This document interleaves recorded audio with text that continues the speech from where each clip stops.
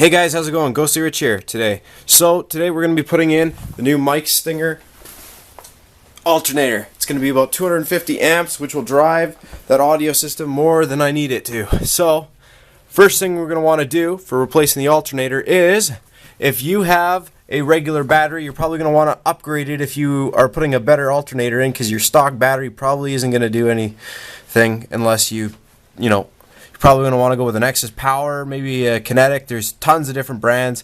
Always search them up and do your research and see which one you want. But that is one thing I suggest doing. The next thing, which I've already done, also on my channel, is done the big three. As you can see, we have a new ground going to the chassis, and we have a new engine ground going on.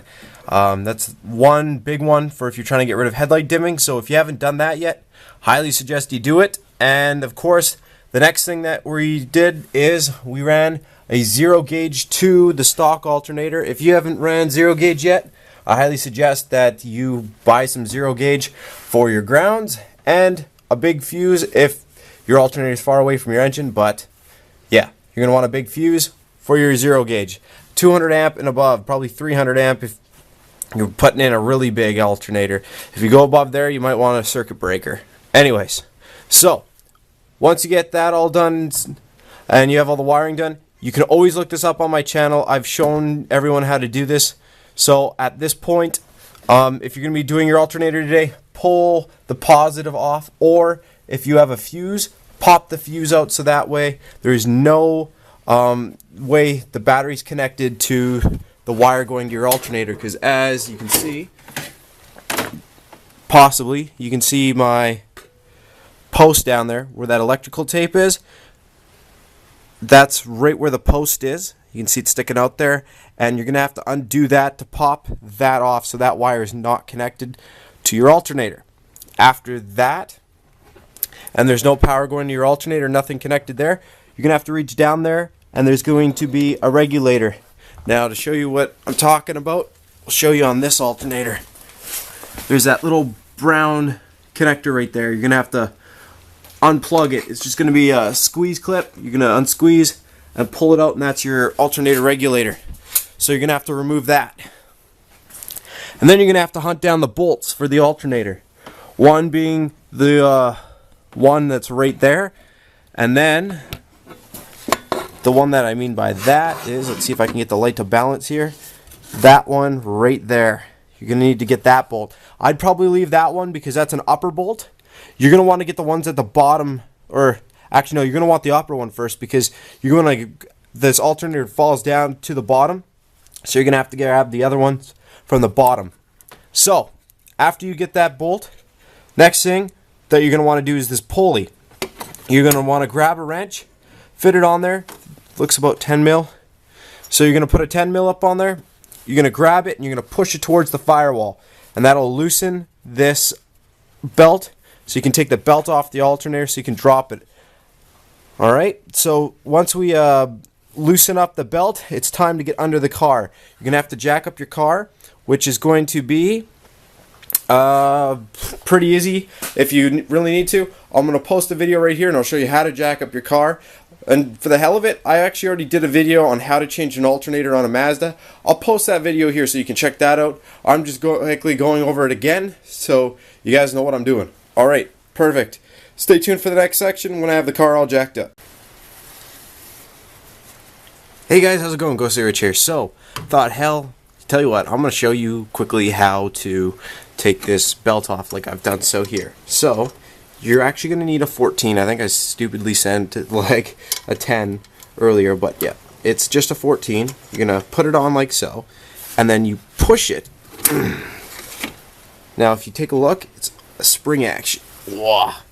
See how it slides over? When you do that, you're taking the tension off the belt, and now with the other hand that I'm currently holding the camera with, you would take the belt off.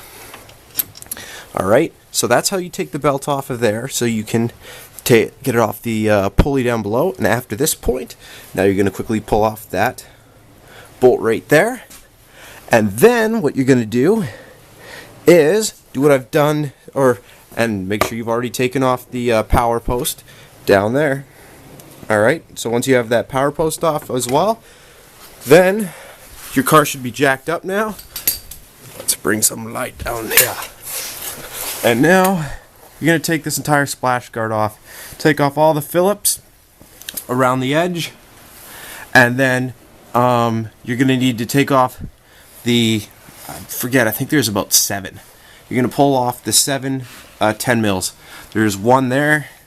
Just follow the divots. One there and one there. So one on each side, and there's one in the middle. And then if you look at that side piece, which is over here, over by the tire, you're going to see 2 there and 2 on the other side, and you're going to pull those, and then this entire splash guard is going to come off. Alright? So, and those I know are 10s. Those are 10s, and then those ones right there are just, well, I think they're 8s, but you can also take them out with a Phillips. Alright? So, pull off the splash guard, and we'll go from there. Hey guys, how's it going? Gussie Rich here again. So, as you can see, I've taken this off the post. Everything's done. I've got the first bolt out up top, which I pointed to. Now we have 3 more to remove. Now here's the thing. They're going to be super tight, just like you probably noticed with the top one. They are locked in there nice and friggin' snug, which is what you're going to want to do afterwards. But they've also been sitting there probably for a while if you've never taken your alt out before. So, if you want, you can shoot some WD-40 in these holes. If you don't want to, because you don't really need to, I didn't use any, you're just going to have to make sure you have a really strong ratchet. You're going to put it on there, and you're going to grab her really nicely, and you're going to pop that first one, this one, and this one, but you're not going to pull them all the way out. You're just going to grab it, and you're going to pop it, and pop it, and you're going to make sure they're all broken, not broken, but, broken loose, and then now you can take it out. The reason why I say this is you're going to want to remove that top one first. Then you're going to remove one of these ones, and then the hand that I'm not using right now, you're going to be holding it with one hand and then loosening with the other, because this buddy is going to be pretty heavy.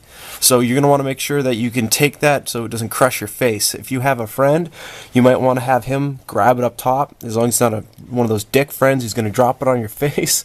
Other than that, yeah. Just pull that one, drop these 2, and then get this alt out of here so we can get the new one in. Oh, and make sure that that belt is nowhere near catching, so that way you don't have any problems in dropping her down. I just dropped it down right there. Alright, so let's pop this thing out of here. Alright guys, so I got the alt out, as I showed you how to do it. This is the way I did it. It was a little bit fun, so you can see they're basically the same size case, just more juice in the Singer one. So I guess it's just basically we're going to be doing the video in reverse and putting the Singer one in, and I'll show you the last portion when I have it all put back together. If I find any little things along the way, I'll let you know some things to look for when you're putting it back together. Alright. Boys and girls, ladies and gentlemen, it is in! So, some quick tips for you when you're putting this thing back in. First thing, do the regulator after you've, of course, bolted it in. That's obvious, but the 2 long bolts, if you look at the 2 or the 4 alternator bolts, 2 will be long, 2 will be short. Don't freak yourself out by accidentally trying to put a short bolt in the long one. I did that. Alright? So, the 2 long ones go on the bottom, the 2 short ones are the upper ones, and yeah, just get them in there. To do this, you're going to need a 10 mil, a 12 mil, and a 14 mil.